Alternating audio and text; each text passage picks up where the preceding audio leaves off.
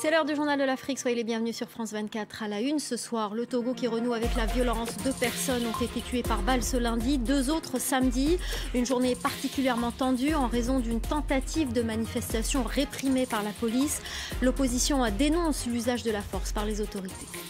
Nous irons également en République démocratique du Congo. À moins de 15 jours de la présidentielle, le président sortant Joseph Kabila a annoncé qu'il pourrait revenir aux affaires en 2023. C'est ce qu'il a laissé entendre dans une interview dimanche. La correspondance à Kinshasa de Thomas Nicolon dans un instant.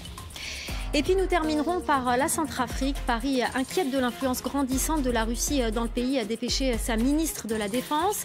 La France devrait annoncer une dotation militaire pour équiper le bataillon amphibie des forces centrafricaines. Reportage à suivre dans ce journal.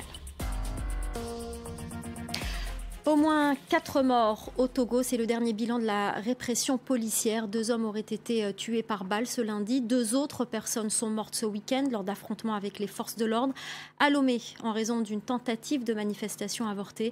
L'opposition dénonce des violences. Clément Bonneroux.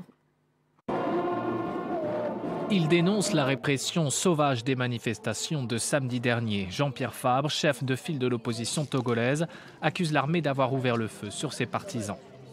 Nous condamnons avec la plus grande vigueur les événements d'hier, perpétrés par les forces de sécurité, police et gendarmerie, surtout aidés par les forces armées togolaises.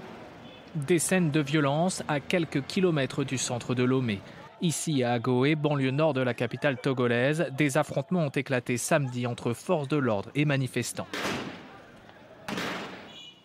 Répondant à l'appel d'une coalition de 14 partis d'opposition, ils étaient réunis pour réclamer le report des législatives du 20 décembre. L'opposition dénonce des irrégularités dans la préparation du scrutin et demande une réforme du découpage électoral ainsi que de la commission électorale indépendante.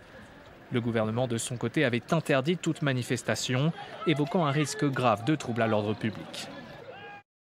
Ils ont choisi de ne pas participer aux législatives, c'est leur droit, mais il ne faut pas empêcher les autres de faire campagne. Le Togo traverse depuis un an une grave crise politique. Les opposants réclament la démission du président Faure Gnassingbé au pouvoir depuis 2005. À l'origine de la colère, une réforme de la Constitution voulue par le président qui lui permettrait de se maintenir au pouvoir jusqu'en 2020.